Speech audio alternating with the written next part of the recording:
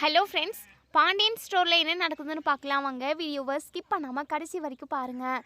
நம்ம பழனி வந்து எங்கள் பாண்டியன் கிட்ட தான் பேசிக்கிட்டு இருக்காங்க.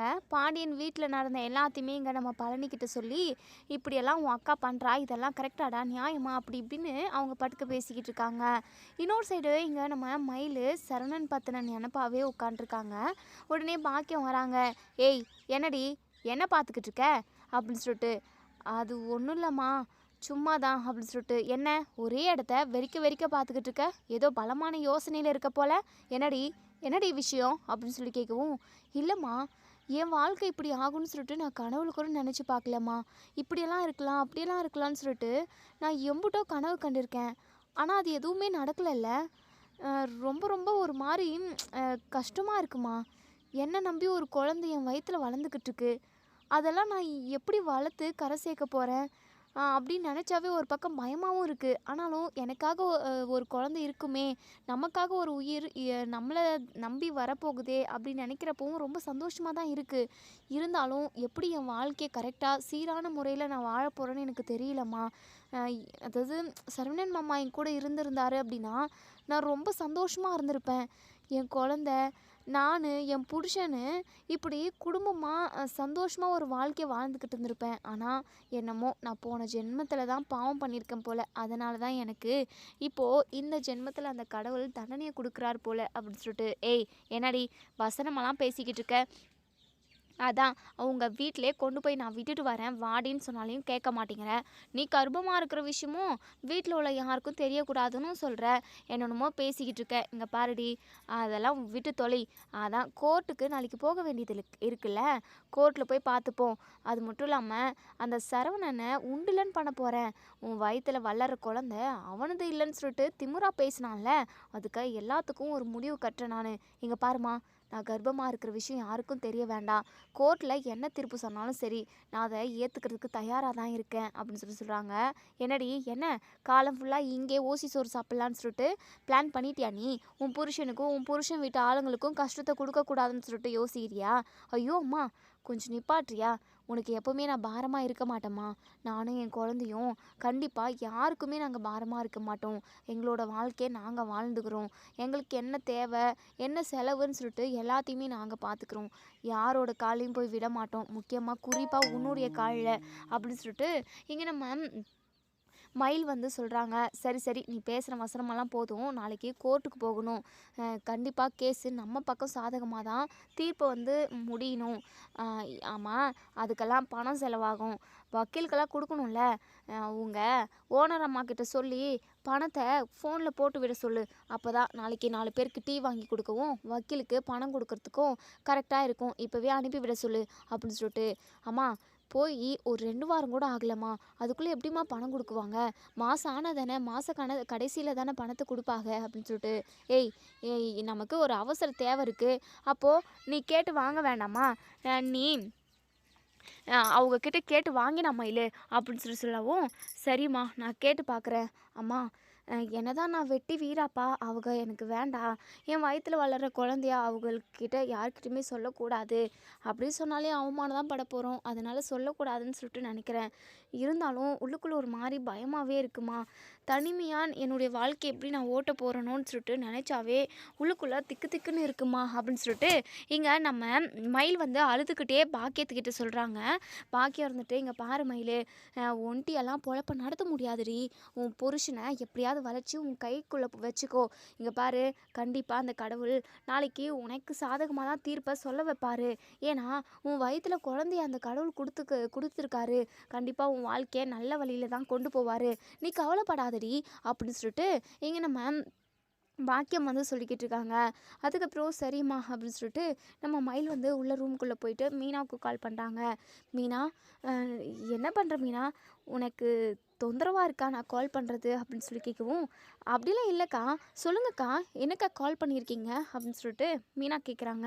நம்ம இது மீனா, சாரி, நம்ம மயில் வந்து இல்லை மீனா, நாளைக்கு கோர்ட்டில் கேஸ் இருக்குது, நாளைக்கு வந்தோம் அப்படின்னா கரெக்டாக கடைசியாக நாளைக்கு தீர்ப்பு என்னன்னு சொல்லிடுவாங்க. நாளைக்கு என்ன சொல்ல போகிறாங்களோன்னு நினச்சாவே ஒரு மாதிரி கதி கலங்குற மாதிரி இருக்குது மீனா. என்னதான் நான் சரவணன் மாமா வேண்டான்னு ஒரு முடிவு எடுத்தாலும் யாரும் எனக்கு துணைக்கு வேண்டாம் அப்படின்னு சொல்லிட்டு நினச்சாலுமே ஒரு பக்கம் அவங்க கூட நான் வாழ்ந்திருந்தா நல்லா இருந்திருக்கும்ல அப்படின்ற மாதிரியெல்லாம் யோசனை தோணிக்கிட்டு இருக்கு. இப்படி அப்படின்னு சொல்லிட்டு மனசை போட்டு குழப்பிக்க வேண்டியதாக இருக்குது மீனா. என்ன நடக்கும்னு நினச்சாவே ஒரு மாதிரி நெஞ்செல்லாம் பதறுது மீனா அப்படின்னு சொல்லிட்டு இங்கே நம்ம மயில் வந்து ஒரு மாதிரி ஃபீல் பண்ணிக்கிட்டே சொல்கிறாங்க. மீனா சொல்கிறாங்க, அக்கா நீங்கள் கவலையே படாதீங்கக்கா, உங்கள் வயத்தில் ஒரு குழந்தை வளர்ந்துக்கிட்டு இருக்கு, அது உங்களுக்கு ஞாபகம் இருக்கா? அந்த குழந்தை மூலமாக நீங்களும் மாமாவும் ஒன்று சேர போகிறீங்க. நீங்கள் கவலையே படாதீங்க, எல்லாமே நல்லதாக தான் நடக்கும். மீனா நாளைக்கு நீயும் கோர்ட்டுக்கு வரியா மீனா? நீ கொஞ்சம் வந்த அப்படின்னா நான் கொஞ்சம் தைரியமாக இருப்பேன். அதுக்காக தான் உனக்கு கால் பண்ண மீனா அப்படின்னு சொல்லிட்டு. கவலையே படாதீங்கக்கா, நான் வரேன் அப்படின்னு சொல்லிட்டு சொல்கிறாங்க. சரி மீனா, ரொம்ப தேங்க்ஸ் மீனா. அதுக்கெல்லாம் எதுக்குக்கா தேங்க்ஸ் சொல்கிறீங்க அப்படின்னு சொல்லிட்டு. சரி மீனா, இன்னொரு விஷயமும் நான் கேட்கலான்னு நினச்சேன். நான் வேலை செய்கிற இடத்துல இப்போ பணம் கேட்டால் கொடுப்பாங்களா மீனா அப்படின்னு சொல்லி கேட்கவும், தெரியலையேக்கா, நான் வேணால் கேட்டு பார்த்துட்டு சொல்லவா? அக்கா எம்பிட்டு பணம் வேணும்னு சொல்லுங்கக்கா, நானே கொடுக்குறேன். ஐயோ மீனா, வேண்டாம் மீனா, நீ ஏன் கஷ்டப்பட்டு வேலைக்கு போய்கிட்டு இருக்க? அன்னைக்கும் பணம் எனக்கு கொடுத்துட்டு போன செலவுக்காக திரும்ப திரும்ப உங்ககிட்ட வாங்குறது அது சரிப்பட்டு வராது. நீ அவங்கக்கிட்ட கேளு மீனா, அவங்க கொடுக்குறேன்னு சொன்னாங்கன்னா சம்பள பணத்தில் அவங்க பிடிச்சிக்கிட்டோம் அப்படின்னு சொல்லிட்டு சொல்கிறாங்க. சரிங்கக்கா, நான் கேட்டு பார்க்குறேன் அப்படின்னு சொல்லிட்டு ஃபோனை வச்சிடுறாங்க. இப்போது இன்னொரு சைடு இங்கே நம்ம சரவணன் பயங்கர யோசனையிலே இருக்காங்க. மயில் ப்ரெக்னெண்ட்டாக இருக்கிறதா சொன்னாங்க இல்லையா, அதை பற்றி தான் யோசிச்சுக்கிட்டு இருக்காங்க. நம்ம மயில் அப்படியெல்லாம் பேசியிருக்க கூடாதுல்ல அப்படிங்கிற மாதிரியெல்லாம் யோசிக்கிறாங்க. சரி அஞ்சலி கிட்ட பேசினா கொஞ்சம் ரிலாக்ஸாக இருக்கும் அப்படின்னு சொல்லிட்டு ஃபோன் பண்ணி அஞ்சலி கூட பேசிக்கிட்டு கடையில் போட்டுக்கிட்டு உட்காண்ட்ருக்காங்க. அதே சமயம் நம்ம அஞ்சலி ஒரு நாளும் சரவணனும் மயிலும் பிரியணும் அப்படின்னு சொல்லிட்டு நினைக்கவே இல்லை. இப்போ வரைக்கும் ஒரு நல்ல ஒரு பெஸ்ட் ஃப்ரெண்டாக தான் இருக்காங்க. மயில் ப்ரெக்னெண்ட்டாக இருக்காங்கன்னு சொல்லிட்டு தெரிஞ்சதுமே அஞ்சலி ரொம்ப ரொம்ப சந்தோஷப்பட்டாங்க. ஸோ அதே சமயம் நம்ம சரவணன் வந்து மயிலை தப்பான வார்த்தையில் கேட்டதுமே அவங்களுக்கு ரொம்பவே கஷ்டமாக இருந்தது. நீ அப்படிலாம் கேட்டுக்கக்கூடாது சரவணா அப்படின்னாலும் சொல்லி அட்வைஸ் பண்ணியிருப்பாங்க. உண்மையே சொல்லப்போனால் நம்ம அஞ்சலி ரொம்பவே க்யூட்டுன்னு தான் சொல்லணும். அதாவது ரொம்ப ரொம்ப நல்லவங்கன்னு தான் சொல்லணும். அஞ்சலியால் நம்ம மயிலோட வாழ்க்கைக்கு எந்த ஒரு பாதிப்பும் இல்லைன்னு தான் சொல்லணும். என்னதான் நம்ம மயில் ப்ரெக்னெண்ட்டாக இருக்காங்க அப்படின்னு சொல்லி சொன்னாலும் அதை பற்றி நம்ம சரவணனை யோசிச்சுக்கிட்டு இருந்தாலும் தப்பான வார்த்தையில் மயிலை போட்டு திட்டுனாங்க அப்படின்னாலுமே, ஆனால் ஒரு பரிதாபம் வேணால் இருக்கலாம், மயிலை ஏற்றுக்கிற சுச்சுவேஷனில் நம்ம ஏற்றுக்கிற நிலமையில நம்ம சரவணன் இல்லவே இல்லைன்னு தான் சொல்லணும். கடைசி வரைக்கும் மயில் முகத்தில் முழிக்கவே கூடாது, மயிலுன்ற ஒருத்தி நம்ம வாழ்க்கையில் இருக்கவே கூடாதுன்னு தான் நம்ம சரவணன் நினைக்கிறாங்க. நாளைக்கு கோர்ட்டில் என்ன தீர்ப்பு சொல்ல போகிறாங்கன்னு சொல்லிட்டு அவங்களுக்கும் ஒரு பக்கம் பதட்டம் தான் இருக்க செய்யுது. மறுநாள் காலையில் இங்கே பாக்கியம் ஃபேமிலியுமே ரெடியாகி கோர்ட்டுக்கு வந்துக்கிட்டு இருக்காங்க. இன்னொரு சைடு இங்கே பாண்டியன் வந்து கடை திறக்கணும், ஏதாவது அங்கே பிரச்சனை இல்லை வேறு ஏதாவது தேவைப்படுது அப்படின்னா எனக்கு கால் பண்ணுங்கள், நான் போய் கடை ஓப்பன் பண்ணுறேன் சரவணா அப்படின்னு சொல்லவும், சரிங்கப்பா நீங்கள் போயிட்டு வியாபாரத்தை பாருங்கப்பா, நான் பார்த்துக்கிறேன்ப்பா அப்படின்னு சொல்லிட்டு உடனே இங்கே கோமதி மனசுக்குள்ளேயே நினைக்கிறாங்க. ஆமாம், ஒரு நாள் கடையை இழுத்து பூட்டிட்டு ஒரு நாள் சரவணனோட வாழ்க்கைக்காக கோர்ட்டுக்கு வரலாம் இல்லை, அதெல்லாம் இல்லை, எப்போ பார்த்தாலும் கடை கடை கடை, இது துக்கமாக இருந்தாலும் கடை, சந்தோஷமாக இருந்தாலும் கடை, என்ன நிலமையில இருந்தாலும் கடை தான் இவங்களுக்கு முக்கியம்.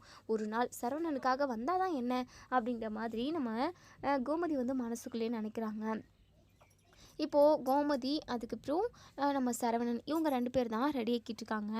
இப்போது அப்பத்தா இருந்துட்டு, கோமதி கூட கதிரையும் கூட்டிகிட்டு போக வேண்டியது தானே, வேண்டாமா அவனுக்கே வேலை இருக்கும், எதுக்காக சும்மா தேவையில்லாமல் அப்படின்னு சொல்லிட்டு பேசிக்கிட்டு இருக்கவும் கரெக்டாக மீனா வந்து நிற்கிறாங்க. மீனா என்னடி இங்கே வந்திருக்க, நீ வேலைக்கு போகலையா அப்படின்னு சொல்லி கேட்கவும், இல்லைத்த இன்னைக்கு கோர்ட்டில் கேஸ் இருக்குல்ல, அதான் நானும் உங்கள் கூடவே வரனே அப்படின்னு சொல்லிட்டு. மீனா தேவையில்லாமல் உன் வேலையை கெடுத்துக்கிட்டு எதுக்காக நீ எங்கள் கூட சும்மா வெட்டியே வரப்போகிற, நானும் சரவணனும் மட்டுமே போகிறோம், போயிட்டு எல்லாம் என்ன ஏதுன்னு பார்த்துட்டு வந்துடுவோம். அத்தை இருக்கட்டும் அத்தை, நான் ஆஃபீஸ்க்கு லீவ் சொல்லிட்டேன், ஒரு பிரச்சனையும் இல்லை, நம்ம போயிட்டு வந்துடுவோம், நான் வந்தேன் அப்படின்னா உங்களுக்கும் கொஞ்சம் ஆறுதலாக இருக்கும்ல. நீ சொல்கிறதும் கரெக்டு தான் மீனா, கோர்ட்டில் என்ன சொல்லுவாங்களோ ஏது சொல்லுவாங்களோன்னு பயமாக இருக்குது. அது மட்டும் இல்லாமல் இனியோட லாஸ்ட்டு மீனா, இன்றைக்கி போனோம் அப்படின்னா என்ன முடிவுன்றதை நம்ம தெளிவாக தெரிஞ்சுட்டு வந்துடலாம். அந்த முடிவு சரவணனுக்கு சாதகமாக தான் அமையணும். அந்த பொய்க்காரி திரும்பவும் அந்த வீட்டுக்குள்ளே வந்துடவே கூடாது அப்படின்னு சொல்லிட்டு நம்ம கோமதி வந்து சொல்கிறாங்க. மீனா மனசுக்குள்ளே நினைக்கிறாங்க, அத்தை மயிலக்கா கர்ப்பமாக இருக்காங்க அத்தை. இந்த குடும்பத்தோட வாரிசை அக்கா சுமந்துக்கிட்டு இருக்காங்க. அப்படி இருக்கிறப்போ எப்படி சொல்லு அவங்க இந்த வீட்டுக்குள்ளே வராமல் போக முடியும் அப்படின்னு சொல்லிட்டு நம்ம மீனா வந்து மனசுக்குள்ளேயே நினச்சிக்கிட்டு இருக்கவும், நம்ம கோமதி இருந்துட்டு, என்ன மீனா ஏதோ ஆழ்ந்த யோசனைக்கு போயிட்ட போல. ஐயோ அத்தை அப்படி இல்லை அத்தை, நமக்கு சாதகமாக தீர்ப்பு ஜட்ஜையா சொல்லணும்னு சொல்லிட்டு நான் யோசிச்சு பார்த்துக்கிட்டு இருந்தேன் அத்தை, மற்றபடி ஒன்றும் இல்லை அத்தை அப்படின்னு சொல்கிறாங்க. சரி சரி கிளம்பு டைம் ஆயிடுச்சு அப்படின்னு சொல்லிட்டு இப்போ இவங்களுமே கோர்ட்டுக்கு போயிடுறாங்க. இப்போது ஜட்ஜமாக இருந்துட்டு மயில் சரவணன் அப்படின்னு சொல்லிட்டு கூப்பிடுறாங்க. இப்போ மயிலும் சரவணனும் போயிட்டு வெவ்வேறு பக்கம் 2 பக்கமும் நின்றுக்கிட்டு இருக்காங்க. இப்போது நம்ம ஜட்ஜமாக இருந்துட்டு மயில்கிட்ட கேட்குறாங்க, ஏம்மா மயில் நீ என்னம்மா யோசித்து முடிவு எடுத்து வச்சுருக்க அப்படின்னு சொல்லவும் மயில் தயங்குறாங்க. அவங்க ப்ரெக்னெண்ட்டாக இருக்கிற விஷயத்த சொல்கிறதுக்கு கூட ஒரு மாதிரி இருக்குது. அதாவது சொல்லக்கூடாது, குழந்தைய சாட்டி நம்ம அவங்க வீட்டுக்கு போகக்கூடாது அப்படின்னு சொல்லிட்டு நினைக்கிறாங்க. பாக்கியம் இருந்துட்டு கண்ணாலேயே சைகை பண்ணுறாங்க. மயில் பேசுடி, அதான் ஜட்ஜ் அம்மா கேட்குறாங்கல்ல, நான் கர்ப்பமாக இருக்கேன், அந்த வீட்டோட வாரிசை நான் வயிற்றில் சுமந்துக்கிட்டு இருக்கேன், நான் அந்த வீட்டில் தான் வாழ்வேன், சரவணன் கூட தான் வாழ்வேன்னு சொல்லிட்டு வாயை திறந்து சொல்லுடி. வாயில் என்ன கொழுக்குட்டியை வச்சுக்கிட்டு இருக்க, சொல்லி தொலைடி. சே உன்னெல்லாம் புள்ளிய பெற்றதுக்கு ஒரு கல்லை பெற்று போட்டிருக்கலாம், மலை மாட மாதிரி இப்படி நின்றுக்கிட்டு இருக்கேடி, சொல்லுடி அப்படின்னு சொல்லிட்டு ஐயோம்மா அப்படின்னு சொல்லிட்டு ஒரு மாதிரி சைலண்ட்டாகவே இருக்காங்க. நம்ம மயில் எதுவுமே பேசாமல் இருக்காங்க. என்னம்மா நீ எதுவும் முடிவு எடுத்து வைக்கலையா, என்ன உனக்கு சரவணன் கூட ஒன்று சேர்ந்து வாழ்கிறதுக்கு விருப்பம் இல்லையா அப்படின்னு சொல்லவும் மயில் சொல்கிறாங்க, எனக்கு சரவணன் மாமா தான் எல்லாமே, அவங்க கூட ஒன்று சேர்ந்து வாழணும்னு எனக்கு கொள்ள ஆசை, ஆனால் அவங்களுக்கு தான் விருப்பம் இல்லை, ஏதோ தெரியாதனமா சொல்கிறவங்க பேச்செல்லாம் கேட்டுக்கிட்டு நான் பொய்யை சொல்லி ஒரு கல்யாணத்தை பண்ணிட்டு போயிட்டேன், அதனால் நான் இப்போது எவ்வளவோ அனுபவிச்சுக்கிட்டு இருக்கேன், பண்ண தப்பை நான் உணர்ந்துட்டேன், எப்போவோ உணர்ந்துட்டேன், நான் சரவணன் மாமா கூட ஒன்று சேர்ந்து வாழணும்னு தான் நினைக்கிறேன், அவங்க கூட இன்றைக்கி நான் ஒன்று சேர்த்து வச்சிக்க அப்படின்னா நான் ரொம்ப சந்தோஷப்படுவேன் மேடம் அப்படின்னு சொல்லிட்டு நம்ம மயில் வந்து சொல்லிடுறாங்க. எல்லாமே சொல்கிறாங்க. நம்ம மயில் ப்ரெக்னெண்ட்டாக இருக்கிற விஷயத்த அந்த இடத்துல ஓப்பன் பண்ணவே இல்லை. பாக்கியத்துக்கு இங்கே கடுப்பாக இருக்குது. என்ன இவன் மொரமண்ட மாதிரி பேசிக்கிட்டு இருக்காளே, வள கொல கொலன்னு இழுத்துக்கிட்டு ப்ரெக்னெண்ட்டாக இருக்குன்னு சொல்லிட்டு சொன்னால் ஒரே பேச்சில் எல்லாம் அந்த கேஸே க்ளோஸ் பண்ணிடுவாங்க. இவன் என்னடானா இப்படி இழுத்துக்கிட்டு போய்கிட்டு இருக்காளே அப்படின்னு சொல்லிட்டு பாக்கியத்துக்கு அப்படியே பயங்கரமாக டென்ஷன் ஆகுது. சரவணன் கிட்ட ஜட்ஜம்மா கேட்குறாங்க, என்னப்பா நீ என்னப்பா முடிவு எடுத்து வச்சுருக்க, இத்தனை நாளில் உன்னுடைய மனசு மாறி இருக்கலாம்ல, அந்த பொண்ணு பிடிவாதமா உங்கூட தான் ஒன்று சேர்ந்து வாழ்வேன்னு சொல்லிட்டு சொல்லிக்கிட்டு இருக்கு, நீ என்னப்பா சொல்கிற அப்படின்னு சொல்லி கேட்கவும் நம்ம சரவணன் இருந்துட்டு யோசிக்கிறாங்க. மயில் வந்து அன்றைக்கி கோவிலில் ப்ரெக்னெண்ட்டாக இருக்கிற விஷயத்த சொன்னாங்க இல்லையா, அந்த விஷயத்த யோசிக்கிறாங்க. ஒருவேளை மயில் உண்மையாகவே தன்னோட குழந்தைய சுமந்துக்கிட்டு இருந்தா என்ன பண்ணுறது அப்படின்னு யோசனை. இப்போது ஜட்ஜமாக இருந்துட்டு என்னப்பா யோசிக்கிற, எதுவாக இருந்தாலும் தெளிவாக முடிவை எல்லார் முன்னாடியும் சொல்லுப்பா அப்படின்னு சொல்லிட்டு நம்ம ஜட்ஜமாக கேட்குறாங்க. ஸோ நம்ம சரவணனுமே அது வந்து எனக்கு அந்த மாதிரி ஒரு பொய்க்காரி கூட ஒன்று சேர்ந்து வாழ்கிறதுக்கு விருப்பமே இல்லை மேடம், தயவு செஞ்சு எனக்கும் அவளுக்கும் விவாகரத்து கொடுத்துருங்க அப்படின்னு சொல்கிறாங்க. மயிலுக்கு அழுகழுகியாக வருது. சரி விடு, நம்ம தான் சந்தோஷமாக இல்லை, அவராவது சந்தோஷமாக இருக்கணும், யாராவது ஒருத்தராவது நிம்மதியாகவும் சந்தோஷமாகவும் அவங்க வாழ்க்கையை வாழணும்ல, அவர் சந்தோஷமாக இருக்கிறதுக்காக நம்ம இதை விட்டு கொடுத்துருவோம், அவர் நமக்கு வேண்டாம் அப்படின்ற ஒரு சுச்சுவேஷனுக்கு வந்துடுறாங்க. முடிவும் எடுத்தாச்சு. நம்ம மயில் நமக்காக குழந்தை இருக்குது, நம்ம குழந்தைய கஷ்டப்பட்டு வளர்த்தோம் அப்படின்னா கடைசி வரைக்கும் கண்டிப்பாக நமக்காக நம்ம குழந்தை வரும் அப்படின்ற ஒரு தைரியத்தில் நம்ம மயில் வந்து சரவணன் வேண்டான்ற மாதிரி முடிவெடுத்துடுறாங்க. இப்போது எங்கள் ஜட்ஜம்மாவுமே பாரும்மா மயில், நீ பொய் சொல்லி கல்யாணம் பண்ணிட்டு போனதுனால இப்போ வரைக்குமே உன் மேலே எல்லாருமே கோவமாக இருக்காங்க, அது மட்டும் இல்லாமல் நகை விஷயம்னு இப்படி எக்கச்சக்கமாக நீங்கள் பொய் சொல்லியிருக்கீங்க, அதனால் அவங்க ரொம்ப பாதிக்கப்பட்டிருக்காங்க, உன் கூட ஒன்று சேர்ந்து வாழ்கிறதுக்கு சுத்தமாக விருப்பம் இல்லைன்னு சொல்லிட்டு இந்த சரவணன் சொல்லிக்கிட்டே இருக்காரு. நாங்களும் 3 நாள் கோர்ட் இயரிங் வர சொல்லிட்டோம், இதோட கடைசி இயரிங்மா, கண்டிப்பாக உங்கள் 2 பேரையும் ஒன்று சேர்த்து வைக்க முடியாது, நான் விவாகரத்து தான் கொடுத்தாகணும் அப்படின்னு சொல்லிட்டு எங்கள் ஜட்ஜம்மா சொல்கிறாங்க. இப்போ நீதிபதி சொன்னதை கேட்டதுமே நம்ம சரவணனுக்கு பயங்கர சந்தோஷமாக இருக்குது. ரொம்ப நன்றி மேடம், ரொம்ப ரொம்ப நன்றி, என்னுடைய வாழ்க்கையில் வெளிச்சத்தை கொண்டு வந்துட்டீங்க, நினைக்கிறதுக்கே அவ்வளோ ஒரு சந்தோஷமாக இருக்குது அப்படின்னு சொல்லிட்டு இங்கே நம்ம சரவணன் வந்து பயங்கர ஹாப்பியாக ஃபீல் பண்ணுறாங்க. இங்கே பாக்கியத்தால் சும்மாவே இருக்க முடியல, பயங்கரமாக டென்ஷன் ஆகுறாங்க. மேடம் மேடம் என்ன மேடம் சட்டுப்புட்டுன்னு இப்படி ஒரு தீர்ப்பை சொல்லிட்டீங்க, இல்லை நான் பேசணும், தயவு செஞ்சு இதை தீர்ப்பாக சொல்லாதீங்க, கொஞ்ச நேரம் இருங்க அப்படின்னு சொல்லிட்டு குடு ஓடி வராங்க பாக்கியம். இங்கே பாருமா, கோர்ட்லலாம் இப்படி பேசக்கூடாது, என்னம்மா என்ன கொஞ்சம் கூட நாகரிகம் இல்லாமல் பேசிக்கிட்டு இருக்கேன், ஒழுங்கா போமா, நாங்கள் தீர்ப்பை முடிவு பண்ணிட்டோம் அப்படின்னு சொல்லிட்டு சொல்கிறாங்க. ஐயோ மேடம், தயவு செஞ்சு நான் சொல்கிற விஷயத்த ஒரே ஒரு நிமிஷம் கேளுங்க மேடம், என் பொண்ணு கர்ப்பமாக இருக்கா மேடம் அப்படின்னு சொல்லிட்டு பாக்கியம் சொல்லவும் இதை கேட்ட நீதிபதி பயங்கரமாக ஷாக் ஆகுறாங்க. என்ன சொல்கிறீங்க, ப்ரெக்னெண்ட்டாக இருக்காங்களா? ஆமாம் மேடம், தோ இங்கே நிற்கிறாரே சரவணன், அவரோட வாரிசை தான் என் பொண்ணு மயில் வயிற்றில் சுமந்துக்கிட்டு இருக்கா, இப்போது அவளுக்கு 3 மாதம் ஆக போகுது. உடனே இங்கே ஜட்ஜமாக இருந்துட்டு பயங்கர அதிர்ச்சி. என்னம்மா மயில், உங்கள் அம்மா சொல்கிறது உண்மையா, நீங்கள் ப்ரெக்னெண்ட்டாக இருக்கீங்களா அப்படின்னு சொல்லி கேட்கவும் நம்ம மயிலுமே அழுதுகிட்டு ஆமாம் மேடம் அப்படின்னு சொல்லி சொல்கிறாங்க.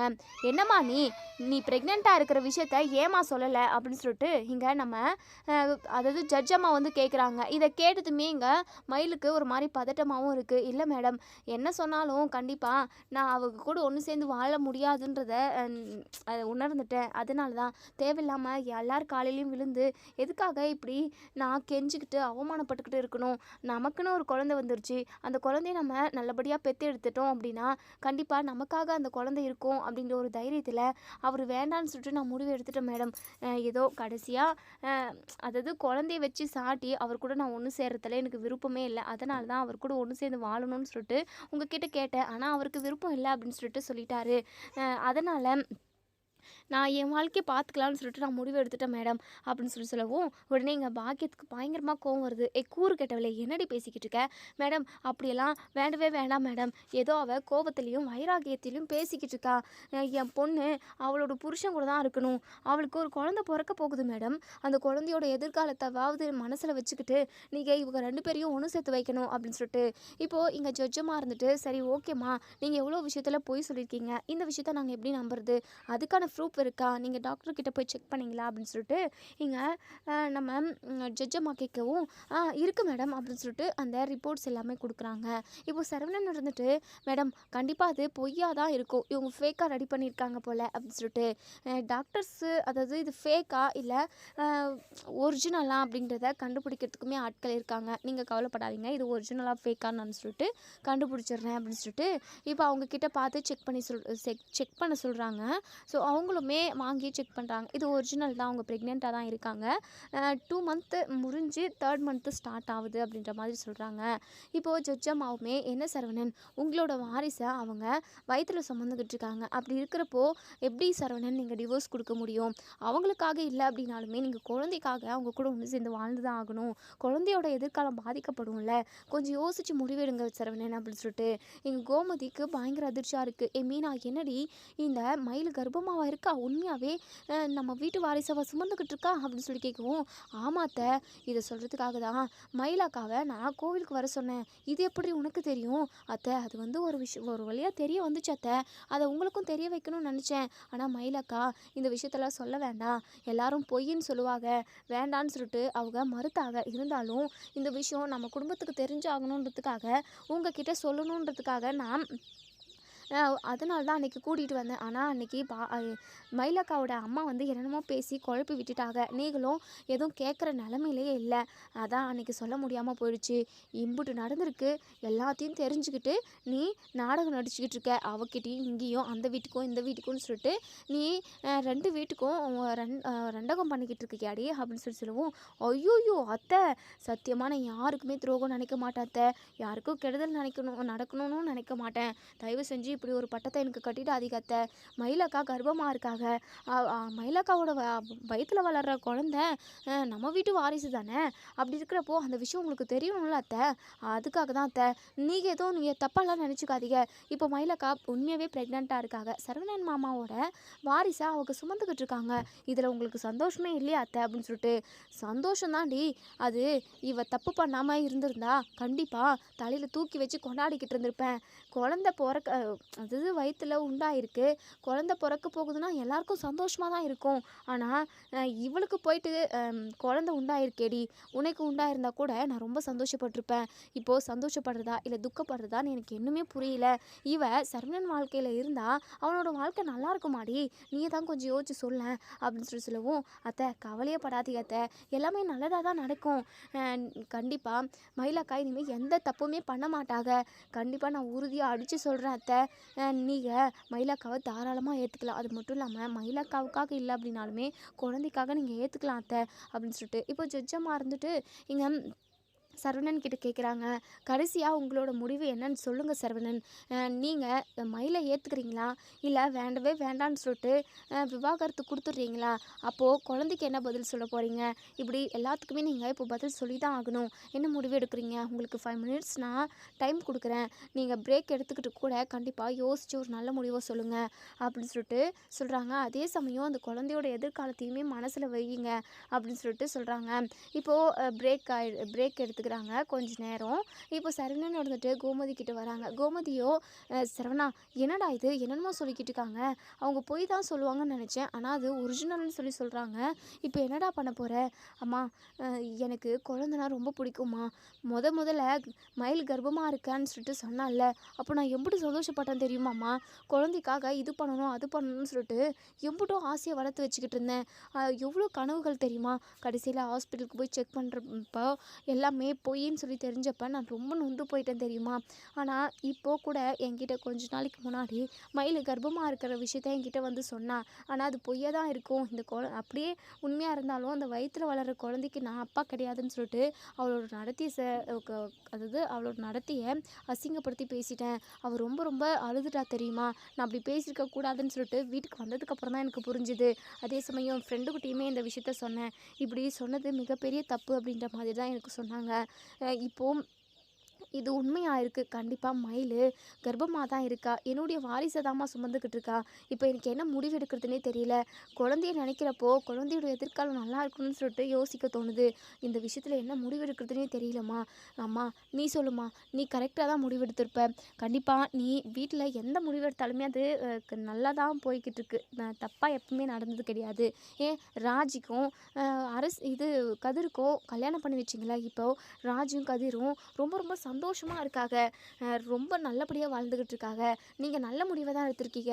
இதுலேயே ஒரு நல்ல முடிவை சொல்லுங்கம்மா அப்படின்னு சொல்லிட்டு இப்போது கோமதி பயங்கரமாக யோசிக்கிறாங்க. குழந்தையோட எதிர்காலத்துக்காக நம்ம கோமதி இருந்துட்டு சரி சரவணா, இனிமேல் எந்த தப்பும் நடக்காமல் இருக்கணும். நடக்காமல் இருந்தால் கண்டிப்பாக ஏற்றுக்கலாம். அப்படி ஏதாவது ஒரு தப்பு நடந்துச்சு அப்படின்னா குழந்தை பெற்றதுக்கப்புறம் கூட அவளை நான் வெளியே துரத்துவேன். குழந்தைய நம்ம வீட்டிலே வச்சுக்கிட்டு இப்போதைக்கு குழந்தைக்காக ஒன்று சேர்ந்து வாழ்கிறேன்னு சொல்லிட்டு சரவணா அப்படின்னு சொல்லிட்டு கோமதி ஒரு முடிவை சொல்கிறாங்க. சரிங்கம்மா அப்படின்னு சொல்லிட்டு இப்போது கோர்ட்டுக்கிட்டேயுமே சொல்லிடுறாங்க. கோர்ட்டுமே மயிலும் சரவணனும் ஒன்று சேர்ந்து வாழணும் அப்படின்ற மாதிரி தீர்ப்பு சொல்லிடுறாங்க. பாக்கியத்துக்கு ரொம்ப ரொம்ப சந்தோஷம். மயில் அவ்வளோ ஒரு சந்தோஷப்படுறாங்க. இப்போது இங்கே கோமதி இருந்துட்டு மயிலை பார்த்து பேசாமல் எங்கேயோ பார்த்து பேசுகிறாங்க. இங்கே பாருங்கள், நாளைக்கு வந்து உன்னை கூட்டிகிட்டு போகிறோம். இப்போது உங்கள் அம்மா வீட்டுக்கு போனி அப்படின்னு சொல்லிட்டு இங்கே நம்ம சரவணனும் நம்ம சரவணன், மீனா, கோமதி இவங்க 3 பேரும் வீட்டுக்கு வந்துடுறாங்க. உடனே அரசி, ராஜி, கதிர் இவங்க எல்லாருமே அங்கே என்ன நடந்தது அப்படின்னு சொல்லி கேட்கவும் நடந்த எல்லா விஷயத்தையுமே சொல்கிறாங்க. எல்லாருக்குமே பயங்கர அதிர்ச்சியாக தான் இருக்குது. உடனே எங்க பாண்டியன்கிட்டயுமே நம்ம கோமதி போய் சொல்லவும், பாண்டியன் இருந்துட்டு யாரும் என்கிட்ட பேச வேண்டாம் அப்படின்னு சொல்லிட்டு உடனே கதிர் இருந்துட்டு, என்னப்பா உங்களுக்கு என்னதான் பிரச்சனை? எப்போ பார்த்தாலும் அம்மா கிட்டே எரிஞ்சு விழுந்துக்கிட்டே இருக்கீங்க. புருஷன் பொண்டாட்டினா எத்தனையோ சண்டைகள் இல்லை எத்தனையோ மனஸ்தாபங்கள் வரதான் செய்யும். அதுக்காக இத்தனை நாள் பேசாமல் அம்மாவை கஷ்டப்பட்டுக்கிட்டே இருப்பீங்களா? அப்படி என்னதான் மனசில் நினச்சிக்கிட்டு இருக்கீங்க அப்படி இப்படின்னு சொல்லி கேட்கவும், எங்கள் மேலெலாம் உங்களுக்கு பாசமே இல்லை அப்படி இப்படின்னு சொல்லிட்டு கண்டபடி நம்ம பாண்டியனை கேட்டுடுறாங்க. பாண்டியன் இருந்துட்டு, எங்கள் பாருடா, நீ என்கிட்ட பேசாத, பேசாத. இந்த வீட்ல உள்ள ஒட்டுமொத்த பேருமே என்கிட்ட யாருமே பேசவே கூடாது. உங்க மேல எனக்கு பாசமே இல்ல. உங்களுக்காக நான் உழைக்கவே இல்ல.